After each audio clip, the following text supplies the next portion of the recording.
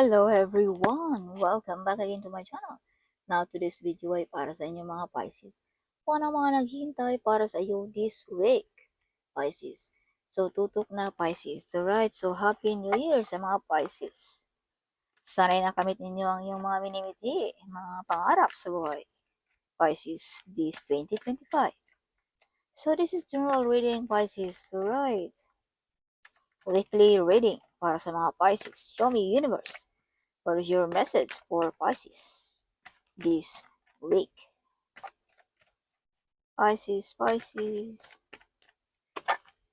Pisces. Two of Cups. May mga kasunduan, kontrata. So, some of you mga Pisces din ay may mga calling ng ating Panginoon, Pisces. May mga tadhana, mga Pisces. So, Queen of Wands, some of you ay may mga kakayanan, no? Ang mga Pisces. To do something like mga witchcraft, something like that, no? May kakayanan kang gumagawa ng mga iyan, Pisces.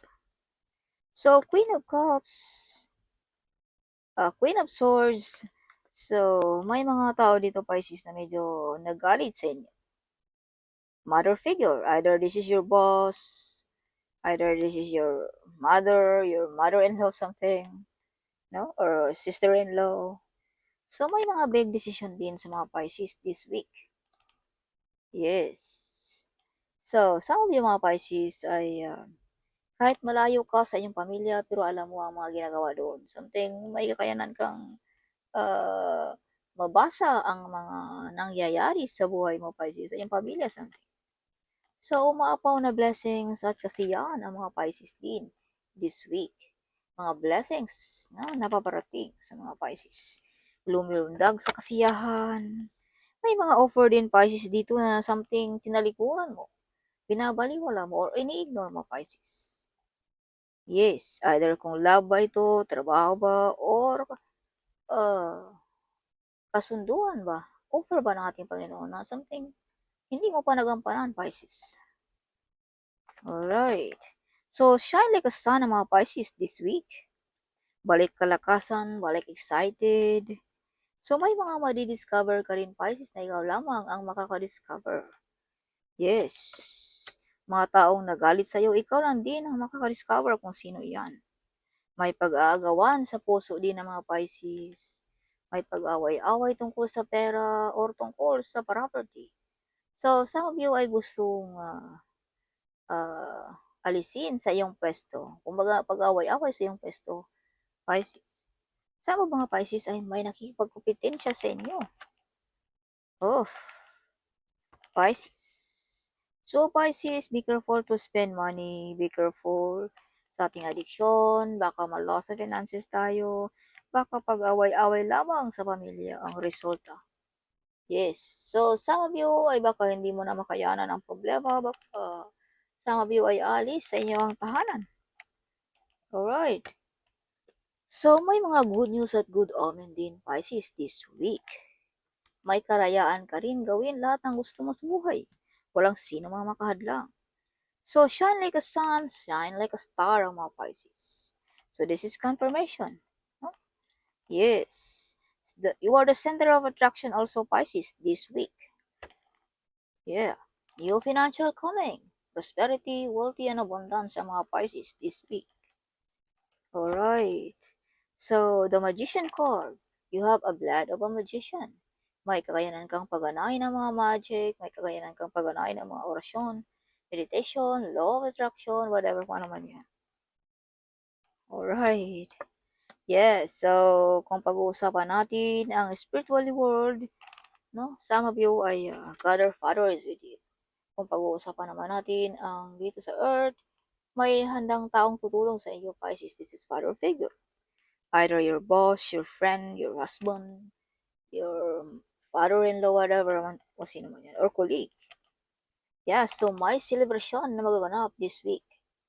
Alright, Pisces, may wish fulfillment. Public recognition, makilala ka, Pisces. Maparangalan ng mga Pisces this week. So, Pisces, kung feeling mo ikaw ay nag-iisa, nakikiba ka sa buhay, but if you can see the picture, you are not alone there. someone behind you. So this means someone's guiding you, pushing you, keep moving forward something, or move on something. Pisces. Alright. So some of you ay handa ng talikuran ng mga toxic friend, toxic relatives, toxic family members, or mga toxic job something this week.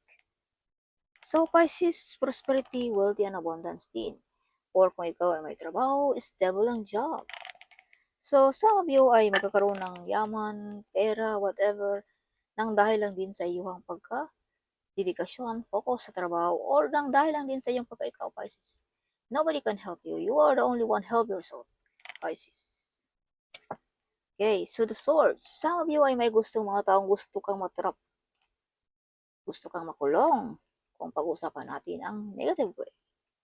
So, be careful. Huwag tayong gumagawa ng mga negative energy, huwag tayong gumagawa ng mga labag sa batas. Alright, Pisces. Dahil may mga tao itong gusto kang pahirapan, matrap ba, whatever. Or ayaw nilang mag-grow ka, Pisces. Gusto nilang ma-stop ang iyong pag-grow. Kaya be careful. You have a father figure and a mother figure here na nagagalit sa inyo mga Pisces.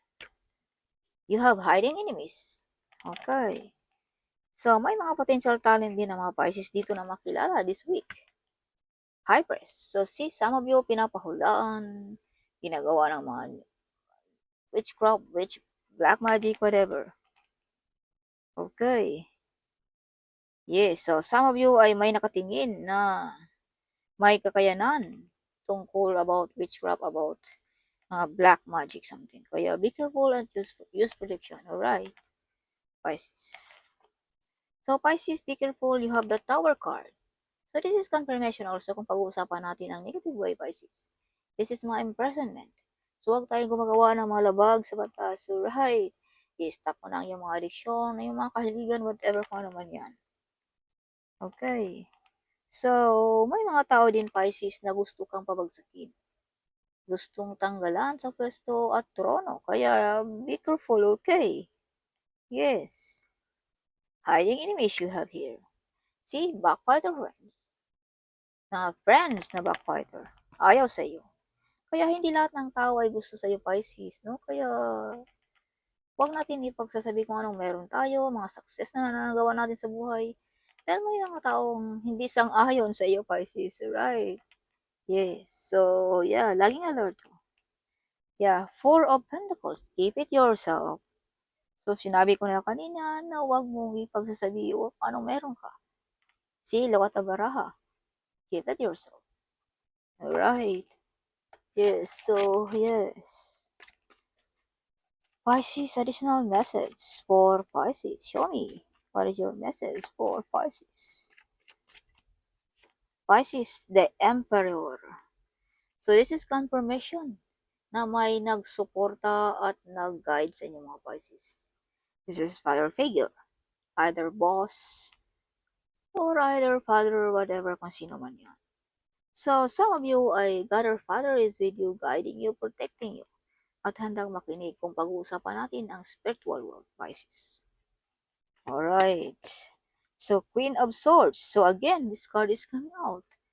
May mother figure dito na medyo nagagalit sa inyo mga Pisces. The Devil. Oh. Be careful dealing about money. Be careful dealing about work. Baka ma-scam pa tayo, negosyo, kung ano man yan. Laging alert. Oh. Or baka may manliligaw. Be careful. Huwag ba basta-basta magtiwala. Okay. Kasi nakapaligid lamang ang devil dito, Pisces. No? Yes. So, use protection. Alright. Use evil eye, something. No, bracelet ba or mga ano man yan. So, the High Priest. Oh, again, this card is coming out. See? May mga pinapagawaan ka, pinapahulaan ka, Pisces. Yes. May mga taong masama ang tingin sa inyo, Pisces. Yeah, na may kakayanan about like this magic. Okay, kaya use prediction. Yes, the Moon again. Hiding enemies. Same card. I'm using card, other card. See? If you can see, I'm using other card, but same card coming out. The meaning of this card. So this means confirmation, Pisces, na may mga hiding enemies ka dito. Nakapaligid sa iyo, Pisces. Yes, kaya wag tayong basta-basta ding kampante sa ating buhay, Pisces, no? Either this is our boss, this is our colleague, friend, something, family members, whatever. So the magician, see? Pinapahulaan ka. Ginagawan ka ng mga black magic. Right. See? Again, it's coming out. The magician and the magician. So, this card also is may mga wish fulfillment na magaganap this week. Alright. So, Eight of Cups. May mga tinalikuran ka, Pisces. Yes, na mga offer ba, manliligaw ba, something like that, no? Sa buhay mo. So, additional message for Pisces. Show me what is your message for Pisces. Knight of Wands. Yes, may paparating sa mga Pisces. Yes, either family members. So, Eight of Pentacles. So, yes. May mga hard work payoff this week or so. Okay. So, as I've told you, madi-discover ng iyong boss, Pisces, ang iyong pagka-focus. No? Yeah, this is public recognition, no? Yeah, so Eight of Pentacles, madi-discover ang iyong pagka-hard worker, Pisces.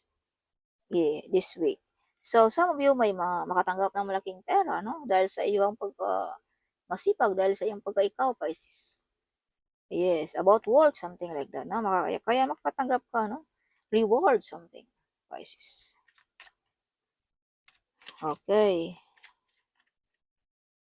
So, Pisces, judgment. Yes, so makukuha mo, Pisces, kung anong gusto mo sa buhay. Panig sa iyong universe. Or mga hostisya na gusto mong makukuha mo, Pisces, this week. Alright.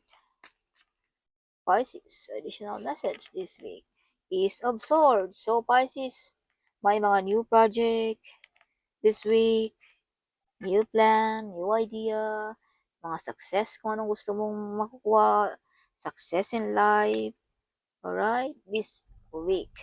So, this is your bottom of a deck, the Chariot. So, some of you overcome the difficulties, Pisces. Victorious, kung ano may mga pinaglalaban mo. You win. So, this is same card also. This is victory card also. Kung ano mga pinaglalaban mo, you win the battle, Pisces. Victorious ang mga Pisces this week. So, that's all for this week, Pisces. Hope you like it, my reading. Huwag kalimutang mag-comment at huwag kalimutang i-share ang video ito. Sharing is caring. Alright, so see you in my next video. Bye-bye.